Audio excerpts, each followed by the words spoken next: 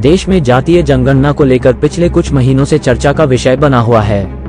लोकसभा में विपक्ष के नेता राहुल गांधी ने देश में जातीय जनगणना की मांग अपने कई संबोधन में उठा चुके हैं। देश के प्रधानमंत्री नरेंद्र मोदी ने कुछ महीनों पहले कहा था कि देश में 4 ही जातियां हैं, एक गरीब, दूसरी युवा, तीसरी महिला और चौथी किसान है।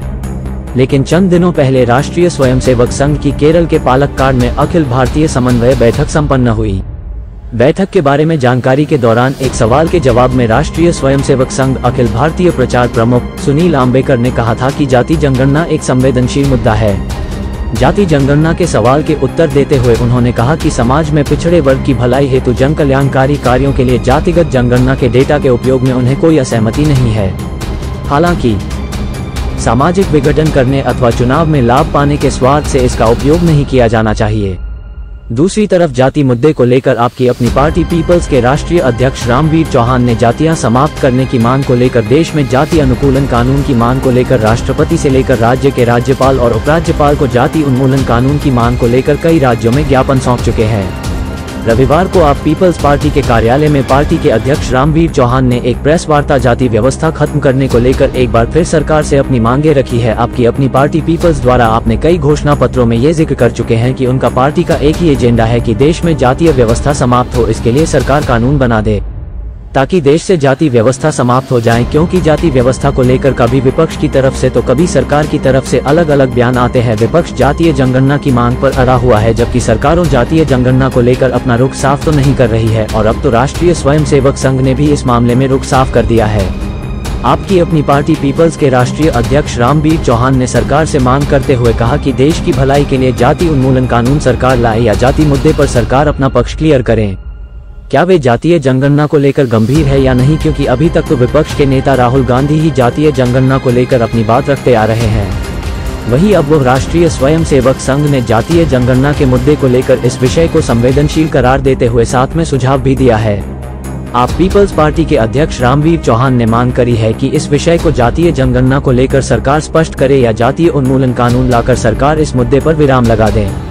आइए देखते हैं प्रेस वार्ता के दौरान आप पीपल्स पार्टी के अध्यक्ष रामवीर चौहान ने क्या कहा। देखिए हमारे वरिष्ठ संवाददाता राजेश खन्ना की इस विशेष रिपोर्ट में।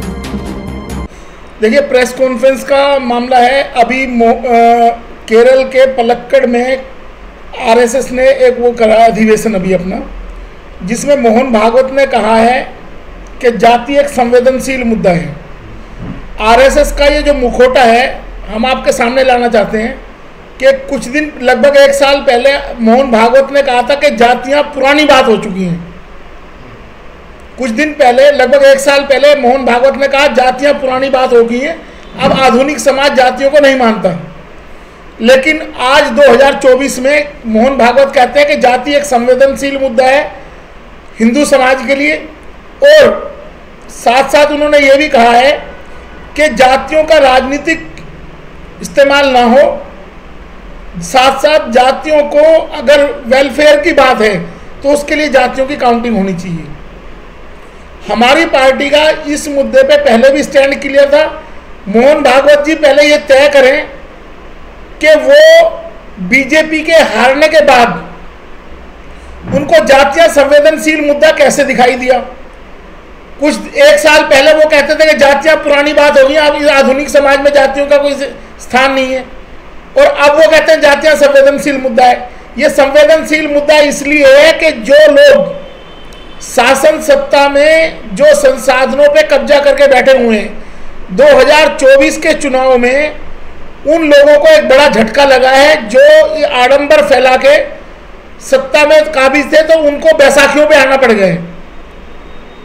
दूसरी बात, हमारी पार्टी का बड़ा क्लियर स्टैंड है। जब हमने महामहिम राष्ट्रपति महोदया को ज्ञापन सौंपा कि जी इस देश में जातियां समाप्त हों, हमने देश के सभी राज्यपालों को ज्ञापन सौंपा हुआ है कि देश की सभी विधानसभाओं में जाति उन्मूलन का कानून लाया जाए, और वहाँ विधानसभाओं में जो भी वहाँ का मुख्यमंत्री है उसको निर्देश दिया जाए कि वो अपनी अपनी विधानसभा में कास्ट एबोलिशन एक्ट इंट्रोड्यूस करें। हम ये कहना चाहते हैं इस प्रेस कॉन्फ्रेंस के माध्यम से कि मोहन भागवत जी, आज अगर आपको संवेदनशील मुद्दा लगता है जातियां, तो ये संवेदनशील किसके लिए हैं जातियां? क्या उन लोगों के लिए संवेदनशील है जो प्राउड करते हैं? कंगना रनौत जैसे फिल्म अभिनेत्री जो कहती है मुझे अपने राजपूत होने पे गर्व है, या वो लोग जो मनीषा वाल्मीकि जैसी बच्चियां जिनके साथ दुर्व्यवहार होता है और उसको रात में ही पुलिस फूंक देती है पेट्रोल डाल के, तो वो बताएं संवेदनशील जातियां किसके लिए हैं? मोहन भागवत जी अपने इस बयान को क्लियर करें और भारतीय जनता पार्टी भी क्लियर करे। दूसरी चीज ये कि हम लगातार ये बात बोलते आए हैं और हमारा स्टैंड क्लियर है कि जातियां जो हैं, एक पार्टी इस देश में है भारतीय जनता पार्टी, जो जातियां बनाने वाले लोगों में विश्वास करती हैं।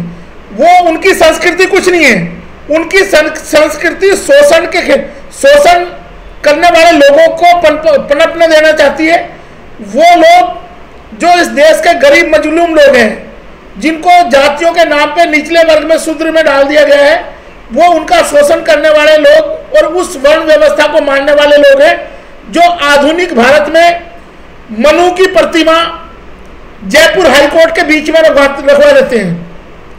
तो जो डिवीजन करने वाली फोर्सेस हैं, अभी कुछ दिन से एक लगातार प्रेस कॉन्फ्रेंस मीडिया में लगातार बात चल रही है कि जातियों से डिवीजन होगा। तो मैं प्रेस के माध्यम से, आप लोगों के माध्यम से, इलेक्ट्रॉनिक मीडिया के उन स्वयंभू पत्रकारों से भी पूछना चाहता हूं कि जब धर्म के नाम पे इस देश में डिवीजन होता है, जब 4 वर्ण में व्यवस्था बनाई जाती है, तो क्या यह बंटवारा नहीं है समाज का? इसके बारे में वो कार्यक्रम क्यों नहीं करते कि मनु ने जो व्यवस्था दी वो गलत थी, और जो जातियां 4 वर्ण में बनी थी, आज वो 6743 जातियों में कैसे बटी वो व्यवस्था? क्यों बटी वो व्यवस्था? तो ये जो जाति बनाने वाली पार्टी है वो है भारतीय जनता पार्टी, और दूसरी वो पार्टी है जो गांधी को फॉलो करती है, वो है कांग्रेस पार्टी। कांग्रेस पार्टी, महात्मा गांधी कहते थे कि मैं जाति व्यवस्था में बिलीव करता हूं, और गांव की व्यवस्था, जो गांव में जातीय व्यवस्था बनी हुई थी, उस पर हम विश्वास करते हैं।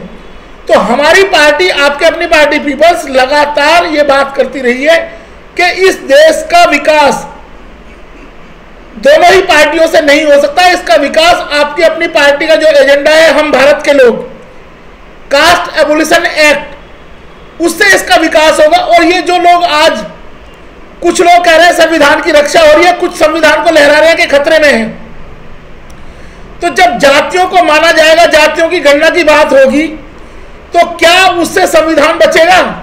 संविधान तो कहता है we the people of India there shall be no discrimination on the basis of caste, religion, creeds and sex.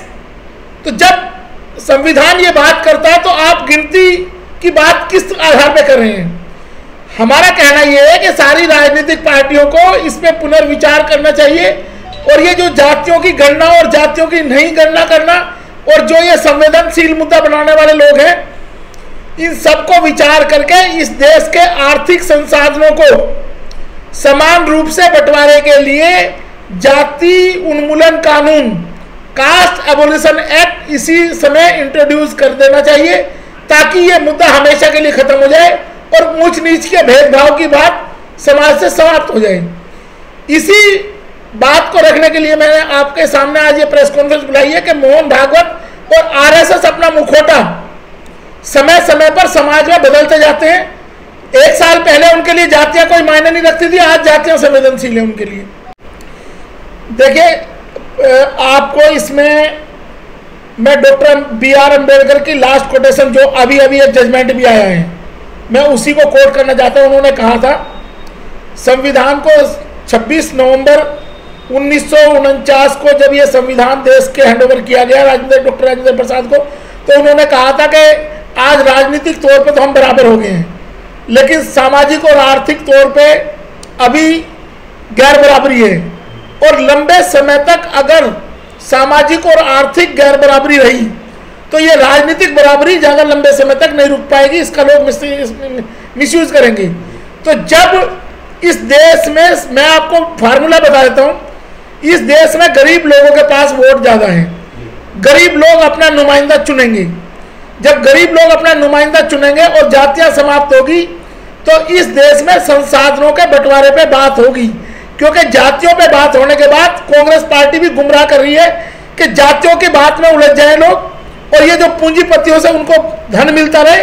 दोनों पार्टियां पैसा उठा रही हैं दोनों पूंजीपतियों से, लेकिन जातियों में उलझा के जो असली लड़ाई है, अब बेरोजगारी अगर पैदा हुई है तो जितनी उसमें भाजपा 10 साल के लिए जिम्मेदार है, तो 60 साल के लिए कांग्रेस भी उतनी ही जिम्मेदार है।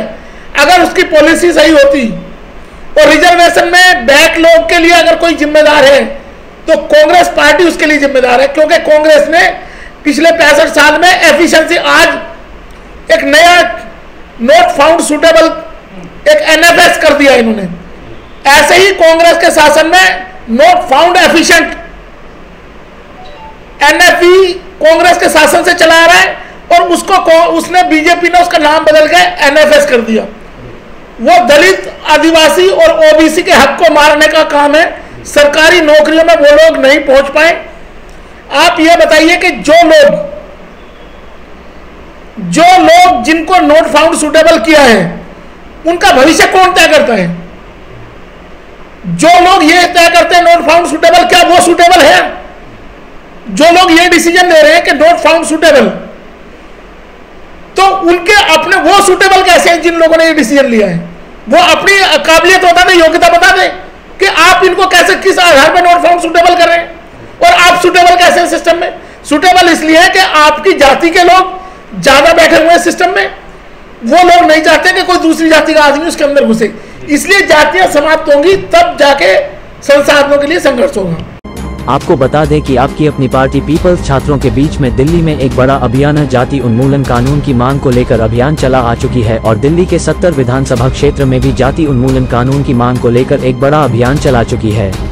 ये शायद देश की पहली राजनीतिक पार्टी है देश में जाति अनुकूलन कानून लाने की मांग को लेकर मुद्दे पर राजनीति में जुटी हुई है। टोटल खबरें दिल्ली से राजेश खन्ना की विशेष रिपोर्ट।